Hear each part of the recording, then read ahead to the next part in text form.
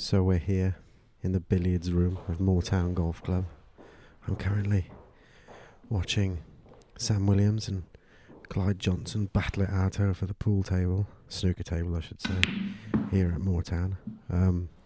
We were lucky enough to get Clyde on to the podcast, and he invited us up to Moortown to see the works and play a bit of golf. And for those of you who don't know, Clyde is an architect, a shaper, bulldozing savant, and has worked on some fabulous projects around the world like St Patrick's Links, Te Arai, however you say it. I'm sure he'll correct me on the way around. And yeah, I think we're in for a fascinating podcast once these boys decide to actually pot a ball. So I'll sign off and then we'll jump into the pod. Watch this.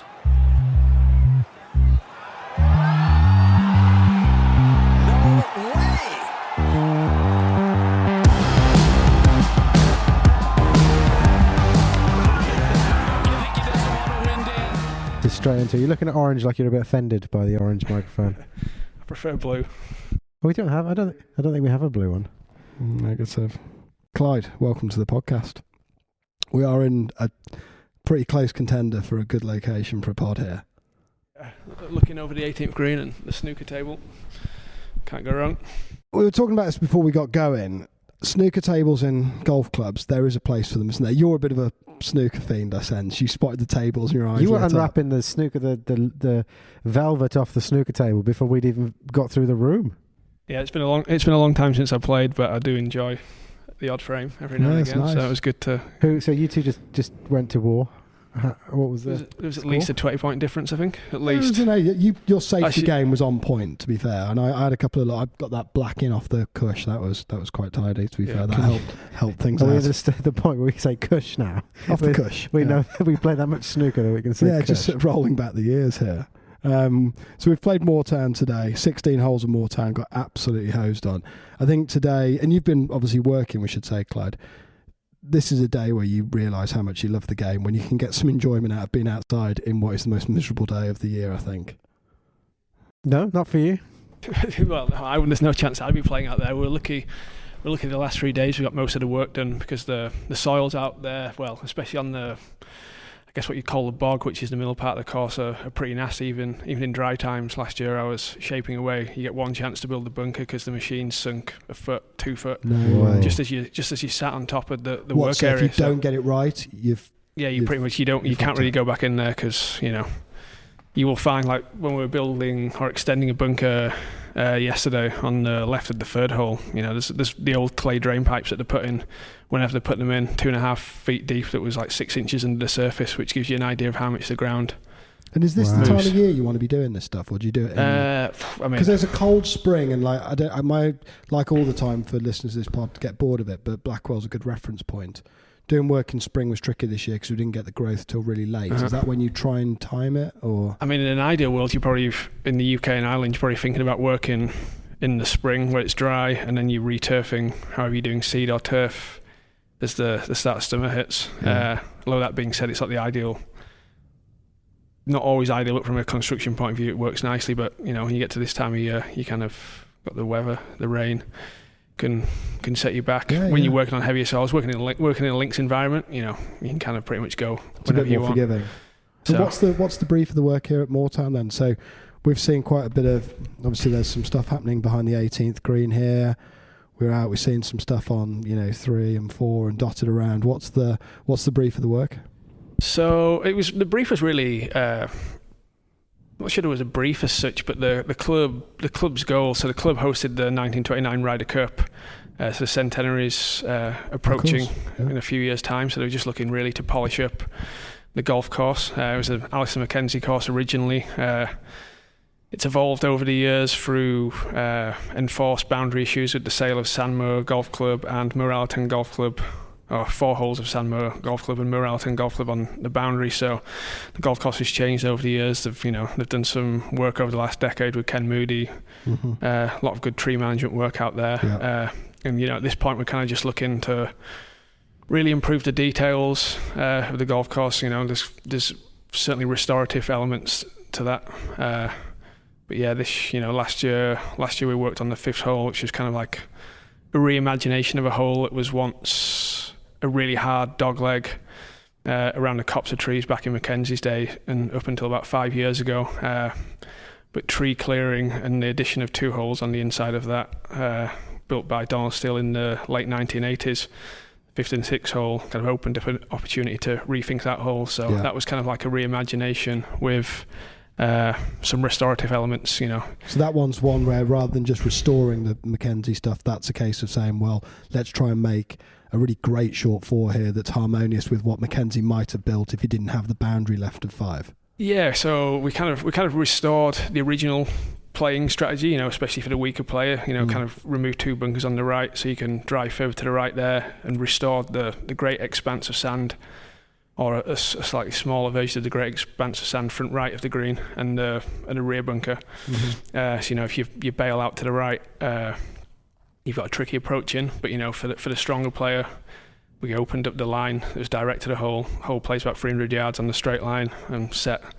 It was a great natural bank that kind of lent itself to 3 new bunkers that kind of blend in visually. And you got heather that's with the bunker behind the green. So is that the more fun part of the job when you get a brief like that where it's like, okay, well, let's try and make something a bit different here. Is that where it gets the creative juices flowing for you?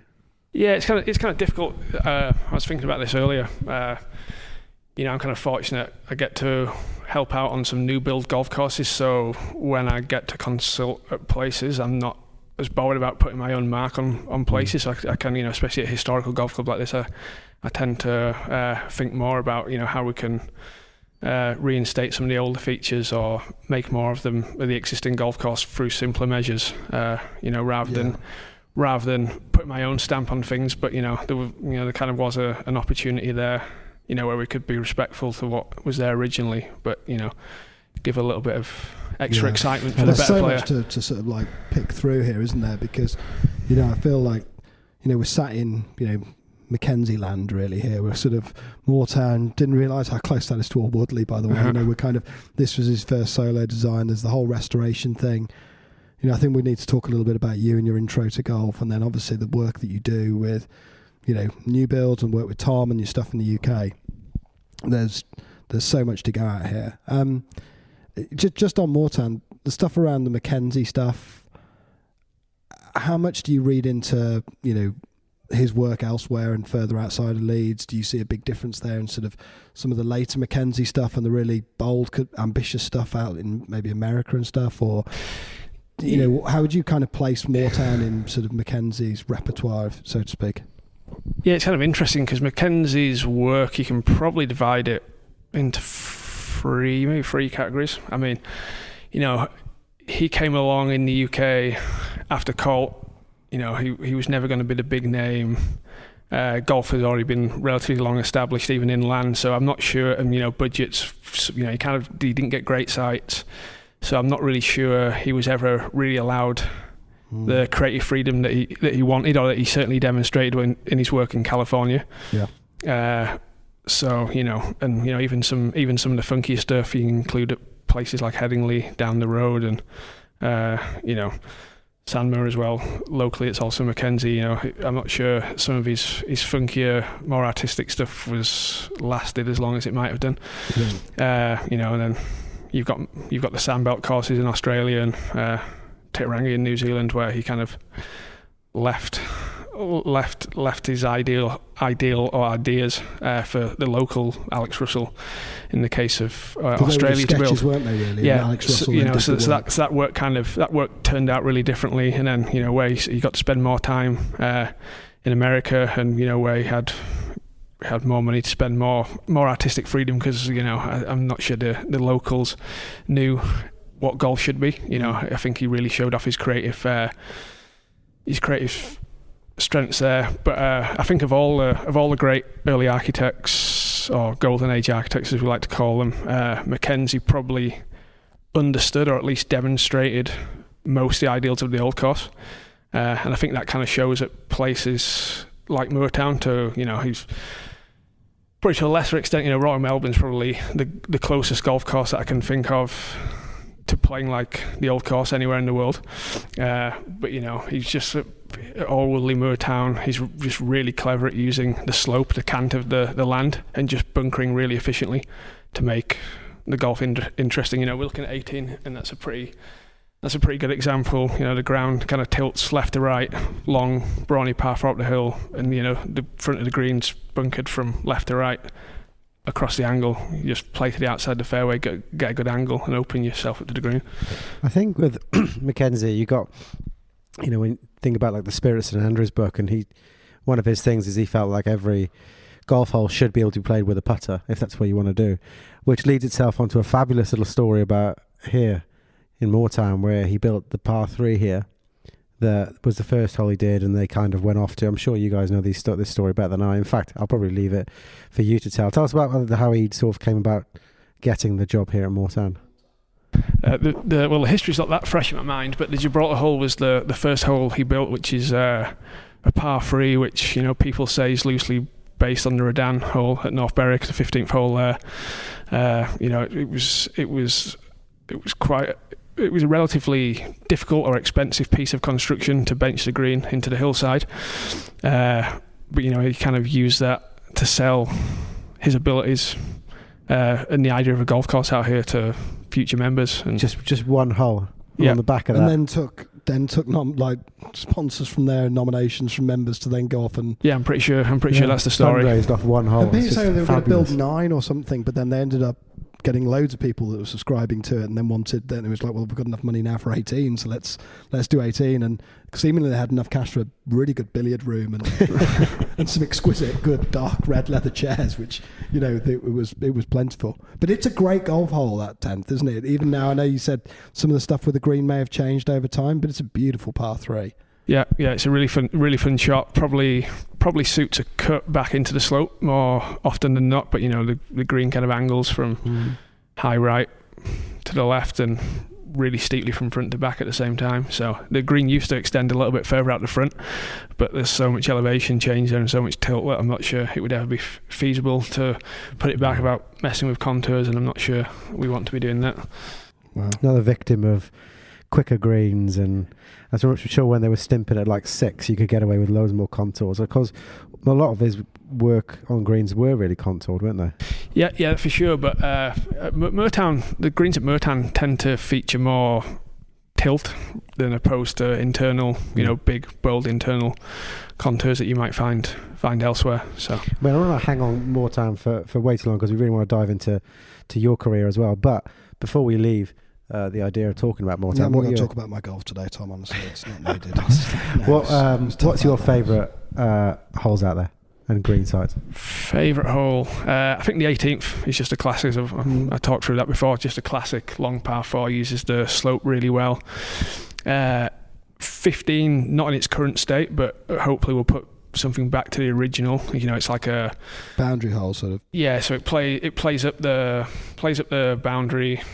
Medium long par 4, ground tilts left to right, boundary on the left, and originally there used to just be a string of 3 bunkers diagonally across the front of the green, with one on the left, and a couple of wings of green in behind the 2 bunkers. So such a simple and effective hole. Fairway must have been 80 yards wide, and the closer you can play to the boundary, hit the draw that holds up the slope, you got an open angle into the green. 16 I thought was beautiful as well, that sort of gentle rise with the bunkers dotted around. And I don't know whether you read stuff, there's no shortage of hyperbole around Mackenzie, but they talk about things like he was in the army or whatever for a bit, and he learnt camouflage and his whole thing around deception. And I think this just sounds like people have maybe disappeared up their own backsides talking about it, but there is an element of deception in some of the holes. The number of times we were playing to things and then you got there and it was very different to how it looked from 180 yards further back. You got to bunkers that looked quite large, that were all of a sudden like the one short right of the green on 4. You're going to tell me this isn't an original bunker now, but it's like 5 foot long, it's tiny. The whole thing's quite deceptive with the way the course is laid out. Is there any truth in that? Or four bunker is original. We've put an original bunker back behind that green, and I think there was actually used to be more bunkers on the left of that hole, believe it or not. It looks big though, doesn't it, from the tee? Yeah, but deceptive. I'm not sure Mackenzie's work in the UK was, nowhere near as visually deceptive as some of the work in America, where the bunkers are a much larger scale and much more sprawling now as when he was here as he was perhaps when he was doing Cypress Point, for instance. Yeah, well, again, that's partly a product of the soils. At Cypress Point, when you've got the sandier soils, it's much easier to cut a bunker into. What I noticed here is there was a number of holes that had bunkers in front of the green that were like 40 yards in front of the green. Do you know what I mean? Like, so you could hit over and run in if you want. Yeah. But they don't. But when you're looking them from down the fairway, it doesn't really separate itself from the green complex. So it's quite hard to see that you can hit over that and run it in if you want. Yeah, for sure. And a lot of that's playing with the playing angles and the strategy that he was trying to create. You're thinking about when Mackenzie was laying this out back in the day, when it's cliche to talk about hickory clubs in the running game, but where people, especially when the conditions get keen in the summer, where you would just want to carry the bunkers, they're much more interesting than a bunker sat tight to the green. Yeah. Tell us about you then, Clyde. So we've kind of jumped straight into the detail. We need to take a step back. You're 34 and you're kind of got quite a high golfing IQ, I sense. A serious CV as well. During the game of snooker we just played, you mentioned 700 courses, God knows what. Just take us back to the very beginning with golf. Younger brother, did brothers play or what? How did you get into the game? Yeah, I had my I was one of four, but my brother, who was 11 years older than me, was kind of casually into golf when he was into all sports, but casually into golf. So I was kind of wanting to do what Big Brother wanted to do. So that was a little bit of it. But kind of grew up on the edge of the Lake District. The house kind of had a small field alongside of it that used to go out. And when I got a little bit older, 6, 7, used to go out and mow greens and stick bamboo canes in. No way. And pitching around the field, making my own little layouts. And we always used to holiday in the UK. So from when I was about 10 years old, we'd older family didn't want to come on holiday anymore. It was kind of like our summer holiday would be based around where I'd go and play golf. So on the British seaside. Got exposed to seeing a decent amount of good golf courses that way, and kind of always wanted to build and design golf courses. Just working out how to get into the business was the next stage. So I always talk about this moment in science class where I used to scribble these hideously penal golf courses on the back of the science book that was like back-to-back 750-yard par fives. I still think there's a space for that somewhere. 100%. Like, I could have been an elite Ryder Cup course designer, I think, for a bit of time. But like, you take it a step further and actually put it into practice. You grew up in Kendal, which is obviously Lake District. Yep. Am I dreaming that you've got affinity with some of the stuff at Appleby? We played there. Yeah, I like Appleby a lot. Windermere, maybe. Yeah, funnily enough, those Kendal, Windermere, and Appleby would be the three Westland clubs that used to play each other every year in matches. Okay. So played those two quite a lot. Those three obviously a lot over the years. So I think they're quite different, aren't they? So it kind of exposes you to a lot of different types of golf. But I think growing up around courses like relatively short golf courses like that are really in touch with the natures kind of reflects in my preferred taste for golf courses that are really at ease with their natural landscape and have a good sense of place and don't try to be not what they should be. I think I said that right. They embrace what's around them. Right? Yeah. It's like if Appleby was trying to be a Marriott golf resort, it would do a really bad job at it. But Appleby does a great job of being Appleby. Yeah, for sure. And I think it kind of gives you a good, as well as seeing a bunch of golf courses around the UK, it kind of gives you a. You feel like anything goes. You think about the 15th hole at Appleby, the infamous Bell hole. It's just like it's one of the craziest golf holes you could ever imagine. Could you ever get to a world now where we could build that hole in today's world? I don't think you could we? Or? I don't see why not. I don't see why not with the right client and the right piece of land. You just need to have a bold client that's quite happy to tear the rule book up. Yeah, but it's an outstanding golf hole. Yeah, exactly. It's the highlight of the round. Yeah. Well, another par 3 which is similar is that one at Goswick, which I think again is 15 or 14 or 15. Yeah, 15. That's a cool little drop shot that kind of the green sits beyond like a fold or a big shoulder, but that shoulder in the front makes this, especially when it's windy and exposed, playing from a high tee, makes the shot really interesting. Yeah, but like it's such a receptive green, and like kind of the same as Appleby. As long as you get it somewhere around the green, you're going to be right close to the hole because that's the only place the ball can finish. So you've gone off and played then, 700 courses around the world, which is a truly obscene feat. Was that part of the career path? Were you in the golf industry at that point, or was this just you and the thirst for knowledge, or what? No, so if we wind back, so I studied structural engineering and building architecture at Sheffield. Kind of I always thought it would be a pretty sensible fallback option. I was kind of quite interested in football stadiums and football stadium design, but again, skill sets transferable. But I realised that I'd never ever get to play on anything that I'd worked at. Pretty obviously, my football's probably worse than my snooker, which is pretty average. So, so I kind of always wanted to golf course design. Golf courses was my passion. So wrote to Tom Doak, sent him a little book, self-published book that was pretty average, but showed passion. Yeah, that I'd written on the golf courses that I'd seen that summer. But at the time, I'd already committed to going to. How old are you then? 21, 22. Right. So I'd already committed to going to the US to study landscape architecture. That wasn't really about what I was studying. It was just a good chance to go and spend some time in the US, because I realised that was where most golf courses were being built, and that was kind of like the dominant. The US is kind of like dominates golf culture. So then the timings worked out there nicely. The summer of the 2-year program I was studying, Tom needed a bunch of help on Dismal River Golf Club that he was working in Nebraska. Okay. So spent a summer interning for Tom. Was that on the diggers? Was that on the machinery? No, that was a lot of 6 a.m. 7 a.m. till 6 p.m. days, 7 days a week. Hand raking, 100 degree Fahrenheit days. So, but it was great fun because there was probably 6 or 7 guys that are still in the business, similar age, just loved golf and just being out there and excited to be on a golf course construction project for the first time. Wow, incredible! And was that how was that interning for Tom? Was there a lot of going to get coffees, or was he pretty good at keeping you on site? No, it's a lot of time spent on the business end of construction. But while you're there raking away, you're kind of putting the final finish on what his senior associates had shaped, and you're kind of getting to watch those and guys and see how they operate the heavier machinery, and then with time, if you've shown the passion and like a good eye for the detail, at least you kind of get the chance to jump on the machines and learn. Oh, nice. and progress. But it's amazing, even though I'd seen a bunch of golf courses and you kind of figure you've got a good idea of golf course design. It's amazing how quickly you realise you actually don't know anything until you've spent that time. Working with Tom, is in a very small few people who are utterly revered in today's world in the industry.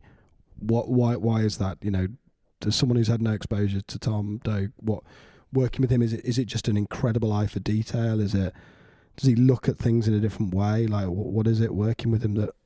I think Tom's really good at giving the opportunity for everyone to have their input on the design. So if you're an intern there and you're edging a bunker, for example, you're kind of buzzing because you've got to do something. You contribute, but even though it's like 0.5% improvement to the golf course, but you're buzzing. Even with a good idea can come from anywhere. Tom. I think it's probably Tom's experience with. Starting out in the business with Pete Dye, accepting an idea from everywhere, but then giving the associates and giving the interns like the right amount of creative freedom, which also motivates you as someone that's out there wanting to build. You feel like you've got some opinion that you can have an input on this, and it's not. But then Tom's a great editor as well. So as long as you don't take it too personally and you're willing for your work to be improved, and Tom does always improve the work, then I think that's part of the reason why the end product turns out so well. Do you think that you have been shaped working with him and now going off and working in golf clubs on your own, and you having people work with you? Do you feel like you've been shaped by him with how you deal with people that work with you? Yeah, for sure. And I think you need to mention the senior associates as well that have worked for Tom. Brian Schneider, Brian Slonick, Eric Iverson, Don Placek in the office too, that that kind of run the jobs day to day. Seriously talented people. Yeah, that are so willing to to let you make mistakes, which is really important when you're starting out and learning. You know, it helps when we work a lot of the time working in sandy sites. You know, so it's easy. Those guys are so quick and so good that you kind of scrub it out. Yeah, it just like takes 10 minutes for them to fix the mess that you spent like half a day creating.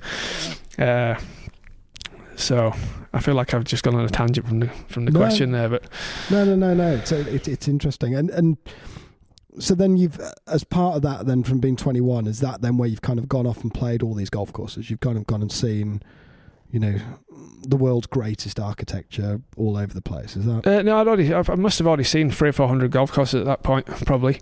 Yeah. Mostly in the UK, but going to America gave me a good chance to see some of the great golf courses over there and some of the not so good golf courses over there. You know, but then also the product of being able to work with Tom as I started out. You know, once I graduated from.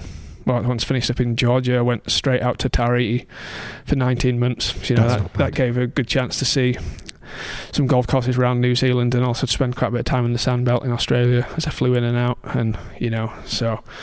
What's been the biggest area for you where it's been like that's a watershed moment for me? Was it Sandbelt? Was it California? Was it seeing, you know, the links as a kid? What's been the big sort of watershed one? I'm not sure I could... I think it's probably an accumulation of knowledge and experience.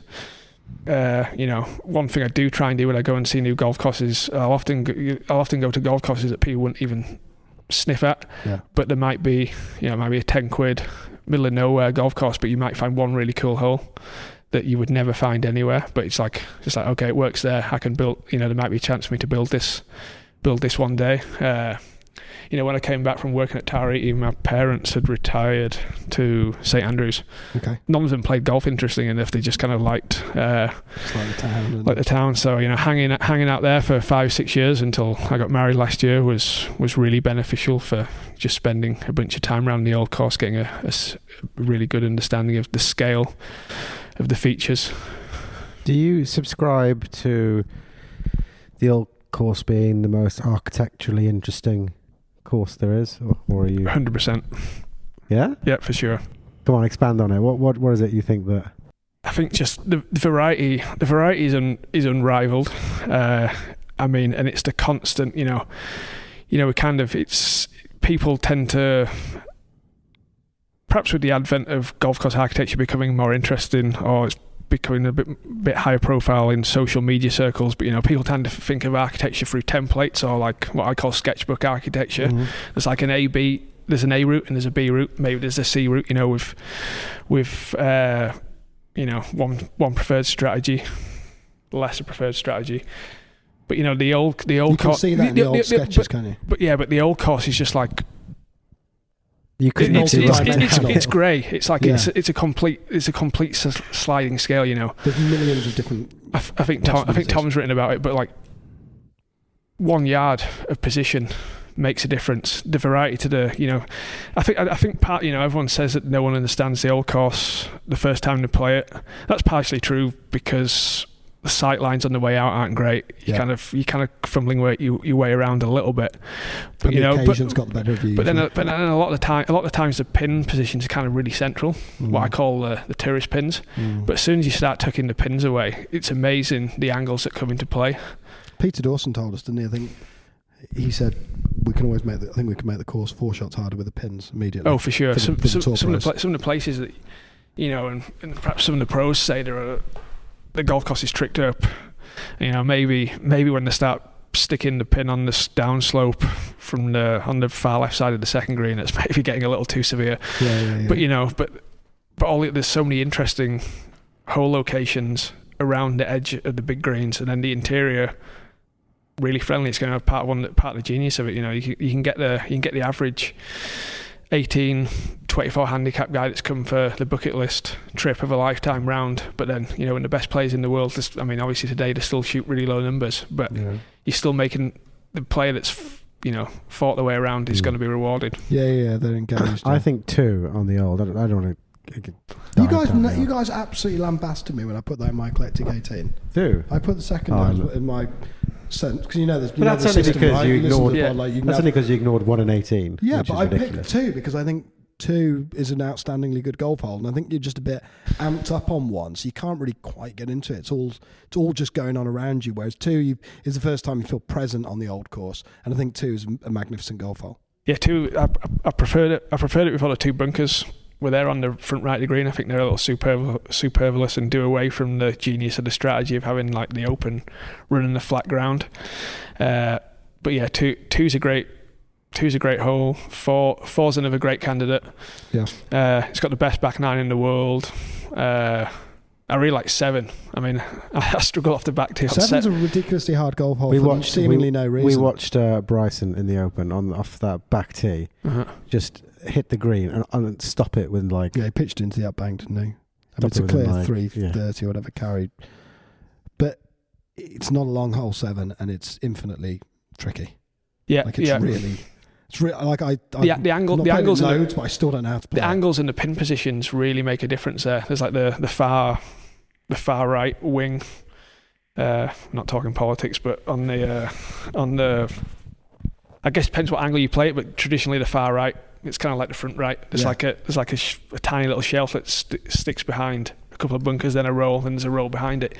You know, to get access to that, you're thinking about driving over towards the 10th green, so you've kind of got that little roll as the back. But then when the green's the other side of the roll, and you want to go as far left as possible, so you can really let one release down the green. It's just like, it's amazing that 5 yards of difference in the whole location can make 100 yards of difference to your playing line. Yeah. Tom asked you earlier when we were playing snooker. There's a lot of reference back to this game of snooker. It was a tense game of snooker. You two started off quite jovial, and then you were just staring at each other. I got dialed in. Just constantly get dialed in. You asked whether you were a shaper or an architect. So you work overseas and help out with Renaissance and Tom and the work that those guys are doing. In the UK, you practice almost pretty much solo, right? But you're a shaper. You're an architect first and foremost, but you just do more shaping. Is that right? Yeah. So I don't know how best to put it. Yeah, so I guess I'll do all or most of the things that a traditional architect would do, but also do the shaping as well. So jump on the machine. Are you a control freak? Is that what it is? No. I think that's one of the great lessons that you learn working for Tom. You know, the quicker you can learn to let things go and to let someone else. I mean, you've obviously got to have a good eye to detail, and the details are important. But you know, the quicker you can learn to let things go and realise you can't do things on your own is a big lesson to be learnt. Really? So when I'm doing my own consulting work, I'm still writing the consulting reports. I'm still dealing with clients, doing the drawings, help assisting with budgets when needed, working with contractors when we're doing something like we're doing at Denham at the moment and installing the blinder bunker line, and we're doing quite an intensive batch of work. So I suppose a lot of clubs are short on their skill sets as well, aren't they?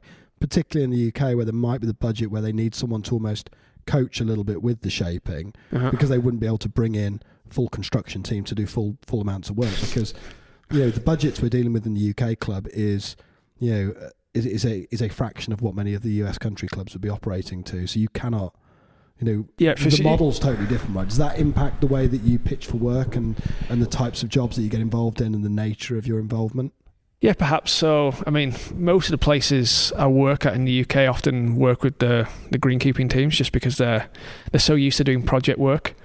They've got a pretty good skill set. The team at Moortown are really, they've done a bunch of construction over the last 10, 15 years. Same with the team at Alwoodley as well, and other places I work. So me coming in and making sure, previously, with the traditional architect, they'd do some work, wait for the architect to come in. They might have to make some tweaks, but when you're working in the heavy soils here and it really turns to mush really quickly, they're kind of glad to have me on site, shaping and then approving the work so they can get to it and get it buttoned up before the weather makes a mess of it. Working on link sites a little bit different. So they'll leave it exposed and they'll leave the earth out, and you'll look at it, and what are you looking for then? So I don't know, is there like an example that helps bring it to life? Because I think the player doesn't necessarily, most players, and I put myself in this category, you look at a golf hole and you're like, it's a great golf hole, it's an indifferent golf hole, it's a bad golf hole.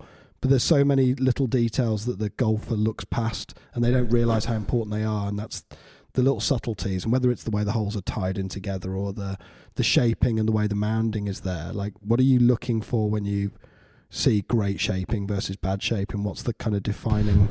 Well, I guess I'll try next. When I'm shaping, or when people are shaping, you're kind of thinking about a whole. But it's three dimensional problem solving basically, which is why love this. So if you communicated your idea via a 2-dimensional drawing, which is great, you kind of you're giving the client an idea of what they're getting. But the reality is when you're dealing with 3 dimensions, it's nice to have that freedom to improve what you've got on the drawing at 80% to hopefully 95 or 100%. So you're kind of thinking what it's going to look like. Obviously, you want to think about how it's going to play. You think about how it's going to tie into the surrounding landforms and to the existing work at the golf course. Because we don't want it to look like I've come in. I don't want to leave my mark. I want to make it look like no one's done any work there really. You're thinking about how water surface draining.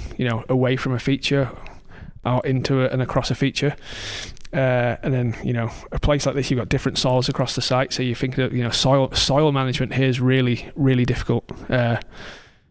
Going back to Moortown, so we kind of you don't want to build it where you could end up with potential drainage issues, or where you wouldn't be able to generate heather on the bunker face or something. So like that, an example of what we've done this week. So the third green had a bunker left, bunker right. The historical aerial showed a bunker to the left. We're pretty certain that there was a mound, a classic Mackenzie mound that you kind of find on the 6th hole at Paso Tiempo, 17th hole at Te Arai, or even you find them at Augusta National on the left of the 8th hole there, but on a much bigger, just reels them off three on a much bigger scale. The back right of the green, is that the? Yes, they've got a series down there. Yeah. Anyway, I'm kind of digressing a little bit here. It was kind of nice. We were kind of just guessing that's what the hole used to be like from the aerial, but an old secretary actually told us this week after I'd done the shaping work that there actually used to be a mound down there. It's a really clever feature. It's much more interesting in the bunker because the ground tilts right to left. So if you held the right side, the mound isn't going to be in your way. You've got an open line to the green. If you've gone to the left, you can use that mound to kind of try and feed a little one back in. But if you hit that short, weak shot, the mound, it's like 4 to 5 feet above the level of the green. Yeah, you can't. It's a tricky up and over. Anyway, so back to your point, because we're working on the bog there. I was trying to what you call like skim up material. So taking 2 or 3 inches from what was there in the strip area. As soon as you break through that and you hit the peat, you're in trouble because the peat just turns to a mess. Yeah. So then we had to go and dismantle an old tee to generate some material, and had to finish the rest in some bought-in root zone. Just to fill in a bunker and generate a 4 to 5 feet high mound. So there's loads more to think about. Yeah, you're always material management when you're shaping on the new build as well. It's really important. So You think with the shaping, you've almost got the power of God in your hands. If you wanted to, you could level this and shape it to whatever you want to see it with. Is it really difficult to know when to stop? I'm not sure I'd be in a job for too long if I leveled things, but no. Yes and no. It's really important to know when to stop, but I think it just comes with experience and just.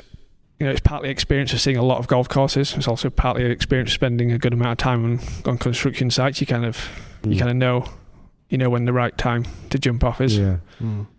So, but yeah, that is definitely a skill. It's a skill in consulting work and it's a skill in new build work. Is to say you can get scope creep, can't you? You can start to just all of a sudden it can just get you can overdo it. You can do too much, and I guess easy. You could. Well, there are some courses. There are some new builds specifically that have been built into Duneland or whatever, that you're just very aware that this has been pushed around, and you're very aware you're in an artificial environment. But then there are some courses like today where you kind of like, oh, they might have pushed that mound there, but that mound might have always been there, and it's all very sort of feels like it's natural. And part of that also comes from knowing where to make the moves. If you're going to make a big move, like, you know, working with Tom, and some of the great sites he gets, and he's so good at routing. That's the American. You're going to help him out in the edit there. You've got depending on if you're working in Australia and New Zealand, you've got to be careful saying routing. So routing it is, but rescued it. Yeah, routing it is, but. You know, there's a lot of projects you're not making that many big moves, but you know, there's a skill to deciding how to balance material. Mm. You know, but there is in consulting work as well. It's just on a much more detailed scale, and partly that's because you don't want to disturb too much turf, because you know the greenkeepers have got to put that back, or the contractor's got to put that back, and then you know the project becomes more expensive. So, I suppose just building on that, how important is restraint? For what, particularly now with the amount of power you've got at your disposal? Yeah, restraint's important. I think you've, especially working in the UK and Ireland, you know, where budgets are a little bit tighter, and you know, it's not just the construction budget; it's maintenance afterwards. But you definitely have to be fairly pragmatic with your decisions. Mm. You know, so would it be great to restore every single Mackenzie feature out here? Yeah. But Would I do it? Would I do it if I was given the chance? Yes. But is it sensible to do it? Probably not. So there's not. You touched on it earlier on. If you want to go to do any sort of new build now, you pretty much need to go outside of the UK. A lot of the land in the UK now, you've got little to no chance of building new courses on. Certainly at the links land, we've got little to no chance. You've obviously been across to Ireland recently and been involved with the new course at St Patrick's. How was that experience? How was that working on that new build, which is quite a rarity for us? And it's funny. It's funny. You kind of have spent 19 months at Tara Iti in New Zealand and thought, wow, yeah, this is project of a lifetime. And then really, St Patrick's was probably the project of a lifetime for someone. That top Tara Iti, did it? Yeah, well, I think perhaps because of where I'm from, you know, being from the UK, it's just like to build what was a relatively authentic links golf course construction. So you know, we were only shaping the greens there really, and then selectively shaping fairways where we needed to, and then building tees obviously. Probably my favourite part of that job was I got to sit on a mower at the start of the project, and you know, St Patrick's used some of there used to be 36 holes on that property, so we used some of the fairways, but then some of Tom's holes kind of angled across some fairways and used the odd little pocket of newer land. Right, okay. Yeah.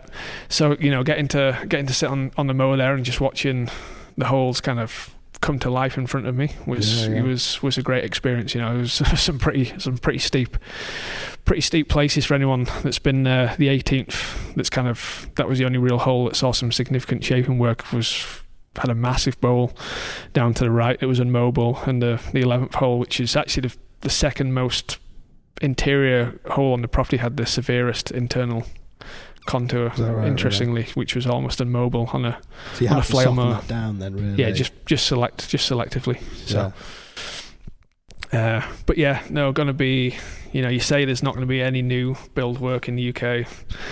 Tom Doak's going to be building Castle Stewart starting from, we hope to start in April, so I was up there. Are you going to be involved in that as well? Yeah, I'll be running that job for Tom, so I was there a couple of weeks ago with Tom, getting the routing sorted, so that'll be a good project. I mean, so we must have, a couple of years back, they had like a model that was up in the top of the clubhouse there, where they kind of were like, yeah, we kind of want to do this over time, we're not sure what it's going to be. They've obviously got that wonderful little par 3 thing. They've got the 9-hole area, which is just fantastic. It's cool, isn't it? Yeah. You like that, the little all closely mown little short course they've got through the dunes, or? Yeah, no, it'd be a good asset. For Castle Stewart and the new course as well. So the old plans, they've been basically scrapped, haven't they? And now it's going to focus on sort of out beyond the third green almost, isn't it? As I understand it. So the golf course will start. It'll probably play and finish down the driving range. Yeah. And then it will head towards the maintenance shed will get moved. I think I can talk about this, but the plan is for the maintenance shed to move into it's kind of like a farm that you pass on the road to Castle Stuart. It's part of the estate, and then you kind of play down by the castle, play out to the coastline around like a triple SI marsh wetland area. We need a golf guy in the triple SI community. We need to get him out inside. It doesn't really affect the golf course too much there, in all honesty, because it's outside of. It's in the marshland, so the golf course is going to track down the coast a little bit, and then play back over the corner of the marsh, and then up through past the castle into the clubhouse. So how will that interact with not on a practical level, but when you look at obviously Mark and Gill's design that's there at Castle Stuart, revered as one of the great new builds of the 21st century. How much is it about? I suppose this is back to how much do you want to put your own fingerprint on it, and how much do you want to try and make it harmonious to what's there? Because sometimes if you're working on stuff that's there 120 years ago, it's easier to try and sort of look at that through rose-tinted specs. Whereas I suspect, given that they're both quite modern courses, is there more of a temptation to try and deviate from what was their original, what the first course looks like, so that it has a distinct personality, or are you kind of then wedded to the design principles that Gill and Mark had? I don't really know, to be fair.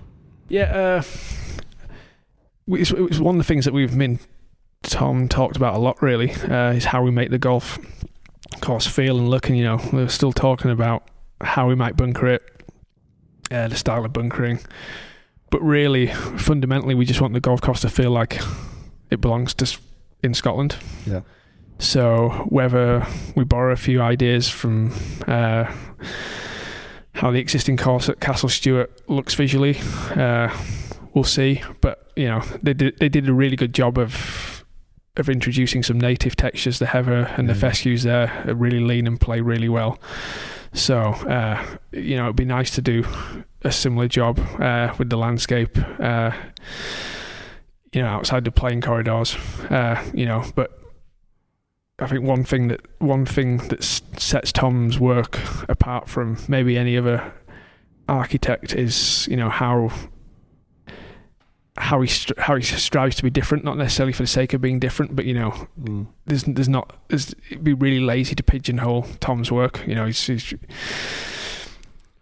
and I think he tries really hard to make sure one golf course is different from the next, and I know that's something that I really value as well. So when are you looking at breaking ground up? The plan is April, so we can't work from October to April because of I think it's winter shoring birds. So I think the first thing we need to do as a precondition start is to actually build a bund along the length of the water, where the golf course tracks along the water, down by the bottom, which kind of visually hides the birds that are nesting from any equipment or golfers. So that'll be the first thing we do, and then irrigation water sources. Obviously, we should be fine. We just need to make sure the irrigation infrastructure is in place, because without irrigation, there's no golf course. And as a new father, I'm guessing it's quite nice to have a project in your home country for a change, rather than it must be quite tough, because there's a huge commitment on travelling, isn't there, with what you do? Do you find that quite hard? I mean, it should say it's Thursday, 3:00. You're probably going to head back up to Glasgow after this, and a bit of family time due. But how have you found that? Yeah, well, I'm hoping to get to Prestwick to play to at least walk around the 12 old holes there tomorrow, which is one of the incentives for getting the work done here. But yeah, I mean, it was kind of nice because we're in, apart from the 1 month in quarantine, when I was at Te Arai in New Zealand for 8 months this year, it was nice to actually feel like I had a normal 7:30 till 5:30 job, being home, home every night, and even having most of the weekends off, which is nice. But that's probably that is probably the hardest part of the job. It's great that you get to travel and see the world, and I would never dismiss working anywhere. I don't think there's anywhere where I'd dismiss working. But being closer to home is really nice. It's really nice. Little ones and family and stuff like that. When you're on your travels, do you find it easy to just squeeze in some golf, or do you sometimes find it a bit awkward? Well, we find sometimes that when we work, we travel. Sometimes I'm We like, try and bite off far too yeah, much golf. I'd really Yeah, like it was much easier when I was single. that was for sure. But yeah, always thinking about. If I'm going anywhere, always thinking about seeing. Do the sticks go everywhere with you? Say it again, sorry. Do the golf clubs go everywhere with you? They're in the car at the moment. So, Love it. But even if it's just stopping for a walk and taking a walk around somewhere, Yeah. that's really valuable, and it's really easy to do over here. When you're in the US, it's a little harder just to Where pop haven't go you into a seen what place. you really want to? In the UK, Anywhere. I mean, 700 courses, not many left, is there? no.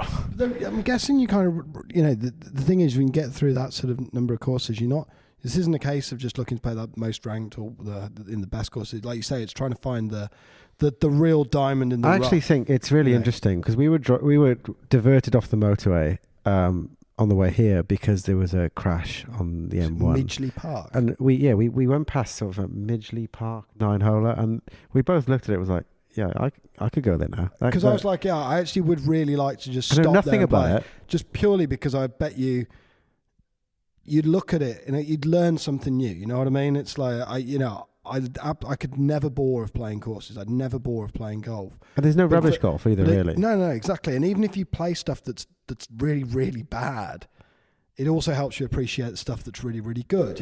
Yeah, I've pulled into a lot of golf club car parks over the years. Have you just randomly? I'll always pull in and take a nosy.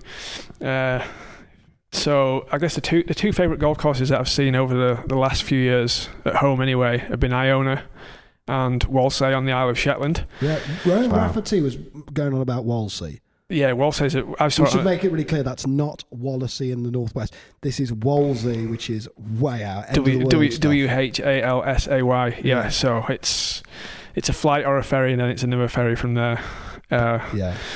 But those two places were amazing. Can you go on the record here? Is this somewhere that you would do that? That sounds like a lot. A flight or a ferry and a ferry. Would you do that just for that golf? Yeah, but you're probably asking the wrong person because I do that. I do that for most places. So I guess on that front, I'd quite like to go to Colonsay. I've seen all the other golf courses on the islands and the Outer Hebrides, but I haven't been to Colonsay. I'd quite like to. I've never been to Minchinhampton actually. That's probably that's probably the top. That's at the top of the list. I'd quite like to go and spend a bit more time on the Welsh coast. So the golf course on Holyhead, is it Bulls Bay? Bull Bay looks pretty interesting. Cardigan looks pretty interesting. Neffin up there. I've never been there. But I've heard that's not the most interesting of golf courses, but the most spectacular of views. I'd like to go back. When I played it, I was consigned to the new golf course. That little line. So I didn't get to go on to the old stuff, which is a little crazy. So I would like to go back there one day. What parts of the world outside the UK? Because there's golf everywhere, but when we talk about it, particularly in this podcast, for whatever reason, it's US, it's GB&I, it's Sandbelt. Have you done Lofoten? No, I'd really like to go there. I'd love to go to Japan and play golf there. Yeah. Colton Allison stuff. Yeah. All Allison, isn't it, really? Allison was there. I've played golf in South Korea, and really, it's like the antithesis of the golf culture in the UK and Ireland, but the golf culture in South Korea I found really interesting. So I'd like to go to Japan for just seeing something completely different again. Yeah, but they were playing 6 holes in the speed that you and I played 16 today. Well, in South Korea, it was like 3 or 4 holes, stop at the tea house, get to the clubhouse after 9, have your lunch, 3 or 4 holes, another quarter of a way house for your tea, and it's a full day experience. That sounds amazing. Then it's a naked spa afterwards. Someone told me once that that's amazing. So someone told me, I can't remember who told me that South Korea is the 3rd largest golf market in the world. I can imagine that. I can imagine that. A lot of the big clubs, driving range industry. A lot of the big clubs are owned by corporate businesses.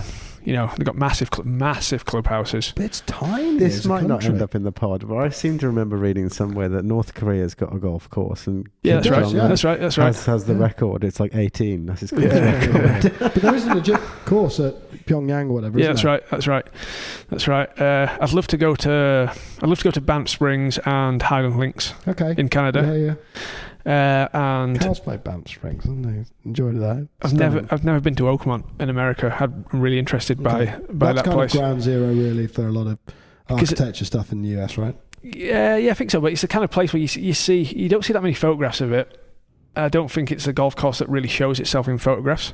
So I'd really like to go and see what that's like. Be on the ground, yeah. Do you think there's too much? You know, I know that we've said this on the pod, and I've said it a load of times. I'll say it again for good measure. But North Berwick as an experience was great, but it was nowhere near the experience that my dad would have had North Berwick, because he went in the early 90s and there would have been no social media and he wouldn't have known what to expect other than it's £40 and he played North Berwick. And then I played North Berwick and I've seen a million pictures of Pitt, Redan, Biarritz, Greens, etc., and you're like, oh yeah, that's exactly what it looks like.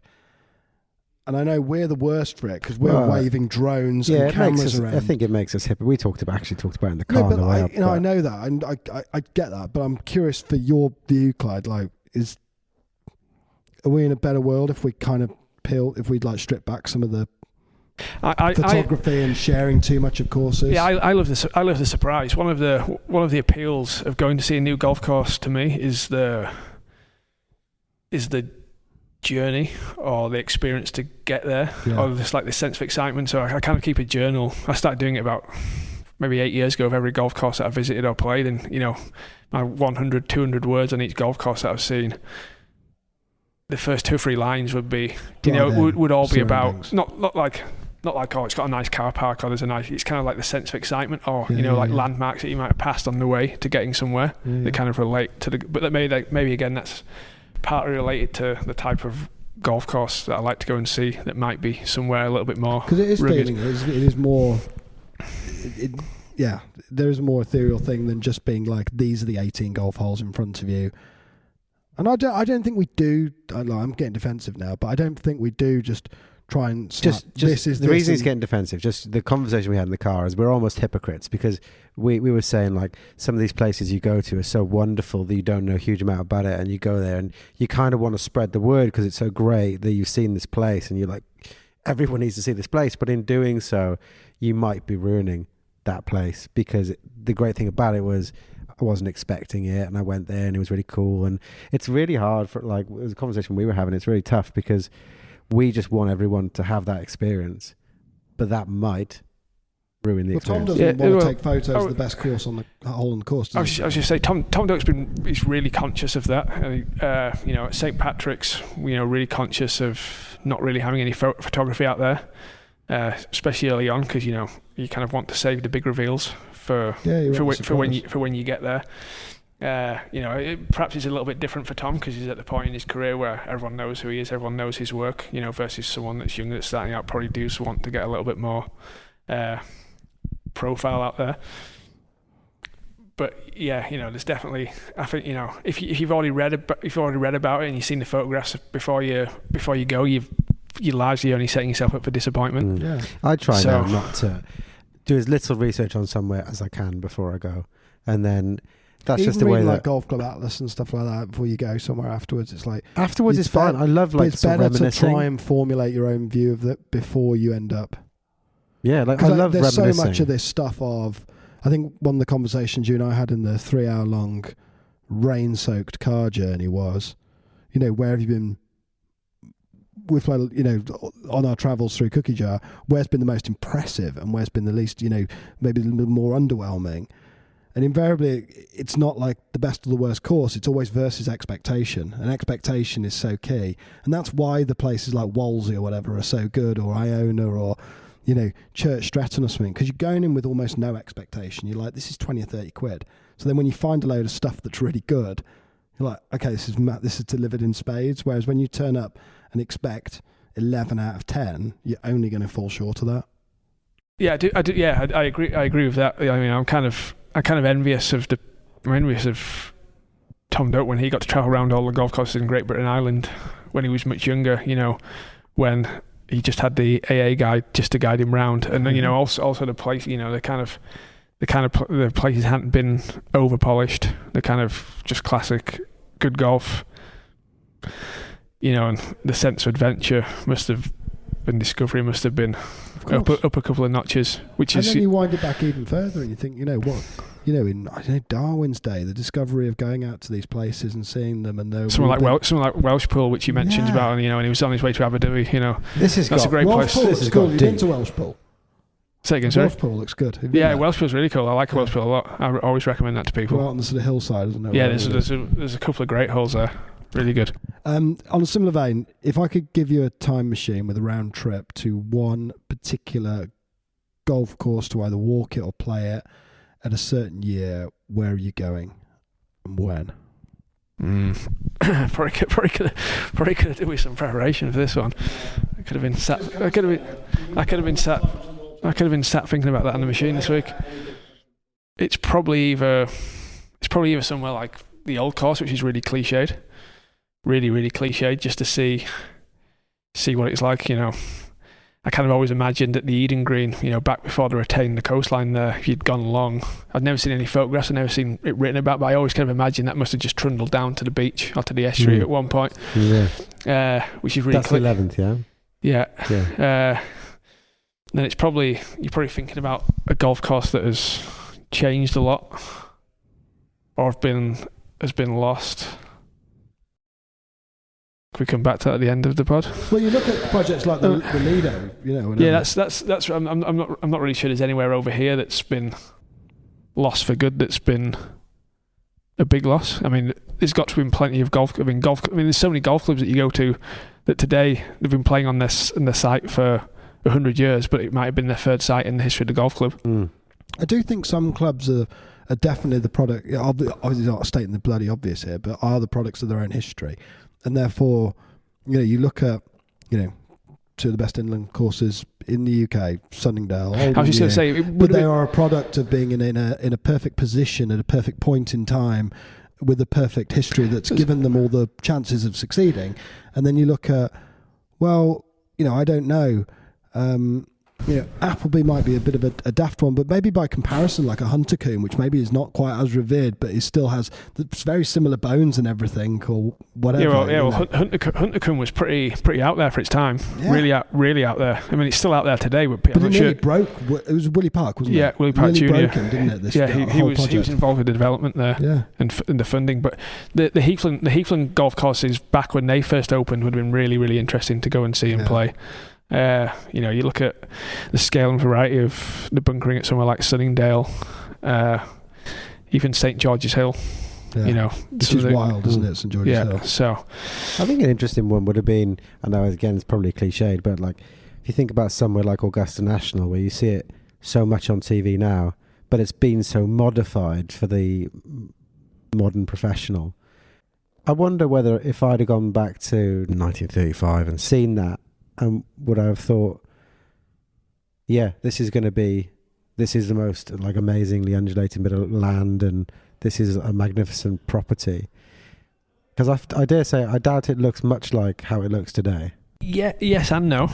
I suspect unless you really knew what you were looking at, you probably wouldn't have seen the genius or the great, or the quality of the design so much versus today. But maybe it's a product of being educated. And now you work in the UK, you do a lot of renovations around here and all over the world. Are there any architects courses that you work on and think, this is just genius design? Any particular architects to spring out?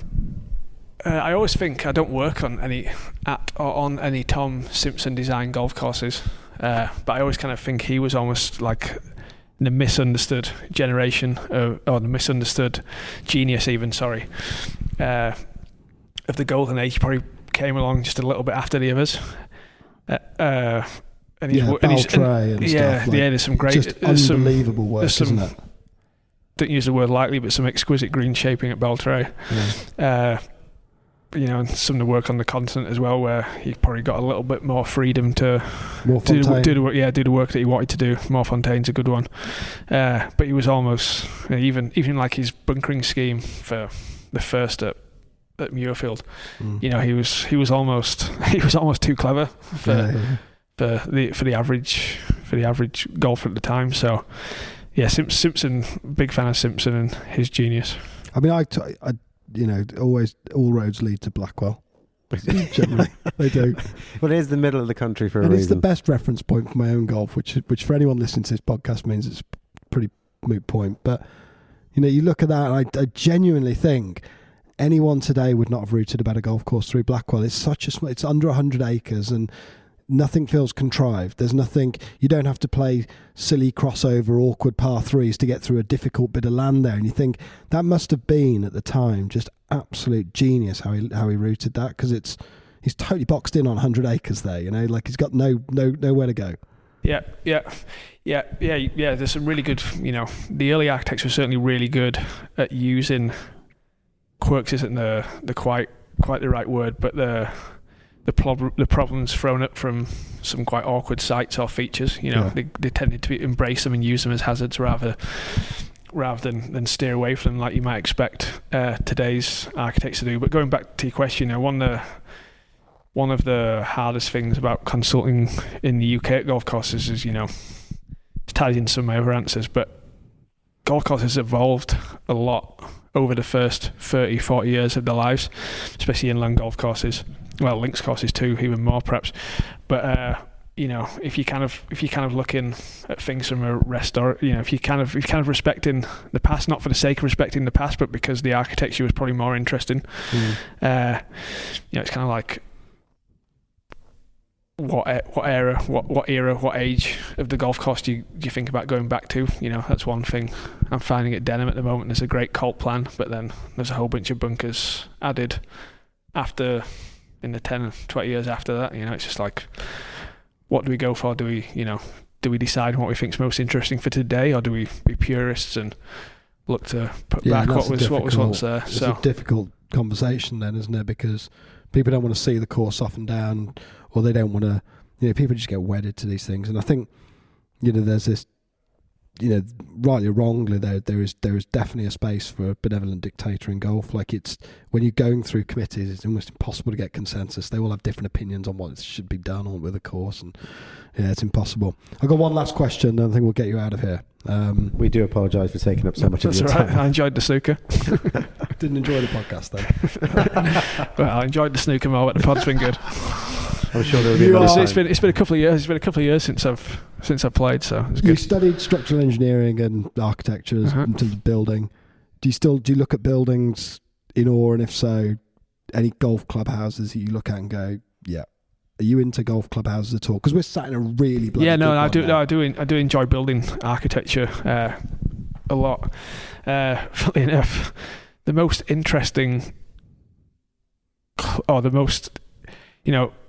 South Cape in South Korea. Kyle Phillips designed. It's made the World 100 list at some point. The golf course there is kind of like a Doak 8 on Tom's scale, but then the clubhouse architecture is like really contemporary, and the buildings around, like the housing units around like a 10, just like amazingly interesting, high-end modern design with some really great details, which is partly because the guy that developed it was South Korea's fashion guru, right? Okay, for a while. Yeah. So that one on the contemporary front. Then I kind of any clubhouse that possesses a good sense of space, feels in tune with has got a good relationship to the golf course is really important. So Moortown's a great example because it's kind of like quaint English countryside, but then it's kind of really adjacent. The 18th green feels a part of the golf course and is also in play for anyone that hits a big hook. I've got one last question. I know we said that was the last, but this is the last. You will ask Clyde, can you have one more question? Yeah, of course. I'm sorry. You are a very, very successful young architect and shaper. If you went back to you at 18 years old, would you do the same things to get where you are now? And if you were giving advice to someone that wants to get into the industry, what advice would you give? Good question, Tom. I'll allow you to ask. I mean, I'm not a great believer in dwelling on things too much, because you kind of learn. You learn from experiences. You learn from your mistakes. I never mind making a mistake. I just hate it's when you make the mistake twice. So no, I don't think I'd do much differently. It's kind of like Tom, partly because of the way he set up his business, and mostly because he had a bunch of really, really talented guys that none of the young guys were ever really going to surpass. He was really good at pushing us out to start our own businesses.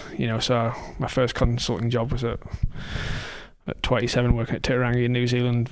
Kind of been learning the business side of things has probably been the trickiest thing. And as your name kind of gets out there and you get a little busier, the hardest part is balancing the work, being selective in what jobs you take on.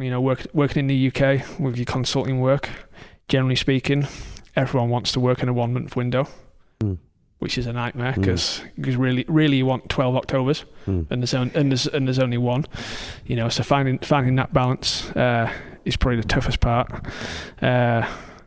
But no, for anyone wanting to get into business, I mean, start young. That helps. Not having, it always used to be, for quite a long while, and it probably still is in this country largely, the way to get into it was you kind of study a landscape architecture degree and you'd kind of do the tradition, the post-war drawings, hand over to a contractor model, which is fine. It's got its place for sure. But starting out young gives you, and you've got no family ties, you kind of gives you the chance to spend some time on a construction site, learning that way, and you probably don't need quite as much money to live as well, which helps. When the work's a bit more sporadic when you're starting out. But just having a passion, having a passion's really important. The days are long. It's a lot of time away from home. And just a passion to go and seeing golf courses as well, makes a big difference. And that way you kind of networking at the same time, meeting people. I'm not very good at that part. I tend to avoid human interaction. But I think with all things in life, it's a mixture of being good and being lucky. And you've done an incredible thing, self-publishing a book and then sending it to Tom with a letter and asking if you could intern, and then you've got lucky that he's turned around and said yes. So it's a combination of both. But honestly, Clyde, that's been a fascinating talk. It was a fascinating frame of snooker, boys. That took some time. I was ready for like half an hour before the you went through 2 cycles of 15-minute lights. Well, that would frame. When you're missing balls on repeat, eventually it's too hard. Can we get you back on the pod to do an eclectic 18? Yeah, it sounds good. That? I might just have a few practice pots here before I go. It's been too long. We've got 20p's on the light meters. We've got 20p's. That's great fun though. And Clyde, thank you so much for joining the pod. It's been a pleasure. Good. Cheers. Thanks for having me. Watch this.